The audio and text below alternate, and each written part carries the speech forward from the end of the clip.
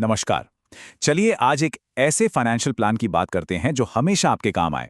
एक ऐसा प्लान जो सारी उलझन खत्म कर दे और आपको पूरी क्लैरिटी दे।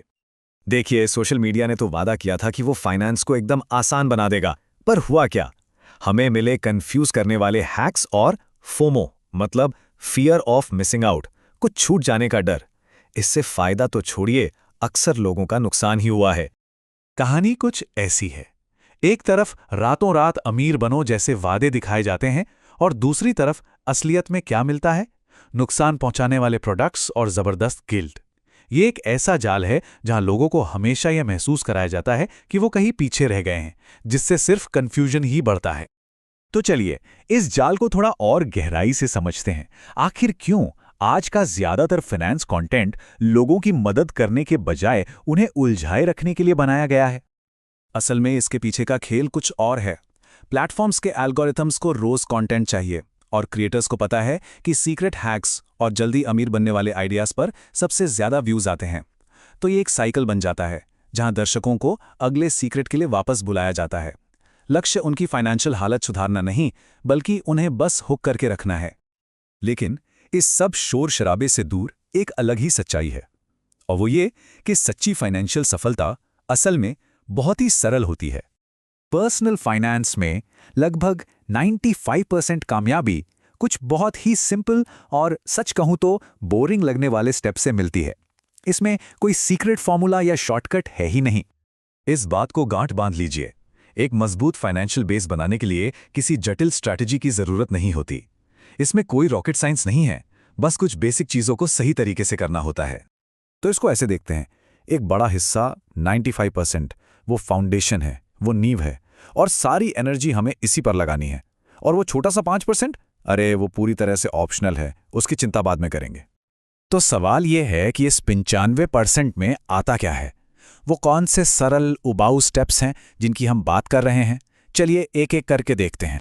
ये हैं पहले 4 मजबूत पिलर्स। सबसे पहले, घर के कमाने वाले सदस्य के लिए एक टर्म इंश्योरेंस, और हाँ, मनी बैग जैसी योजनाओं से बचना है।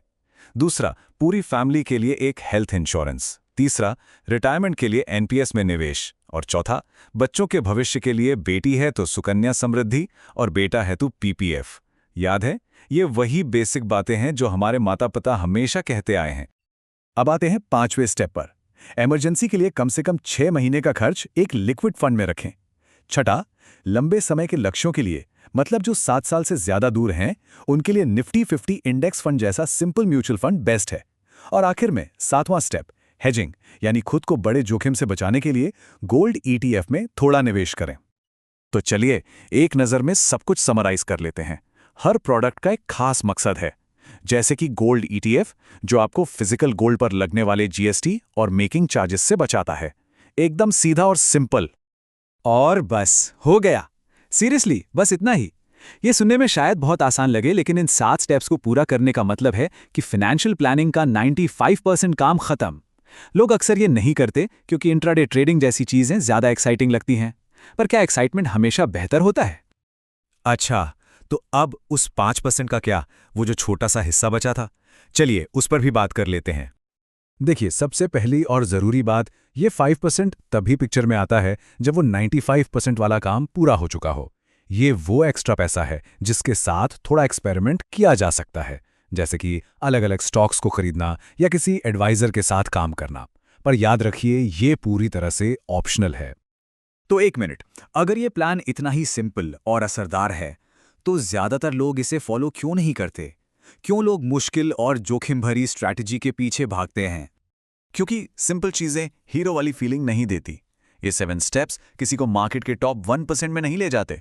और सच तो ये है कि हर किसी को क्लास में फर्स्ट आना है ना? पर यहां एक बात समझनी बहुत जरूरी है। फाइनेंस कोई ओलंपिक की रेस नहीं है कि गोल्ड मेडल जीतना ही है। यहां असली लक्ष्य टॉप 1% बनना नहीं, बल्कि 90% लोगों से बेहतर और सुरक्षित रहना है। टॉप 1% में आने की कोशिश में रिस्क इतना ज्यादा है कि उसकी जरूरत ही नहीं है।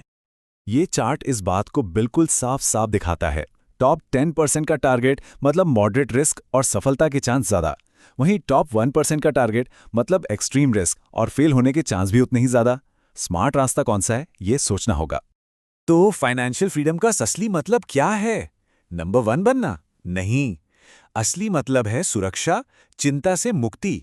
और ये जो सिंपल सा प्लान है ना, ये आपको ठीक वहीं लेकर जाता है। तो आखिर में बस एक सवाल सोचना है, हमारी फाइनेंशियल प्लानिंग लंबी अवधि की सुरक्षा के लिए है या सोशल मीडिया पर मिलने वाले शॉर्ट टर्म लाइक्स के लिए? अपने प्लान को सिंपल रखिए और इस शोर से बचिए।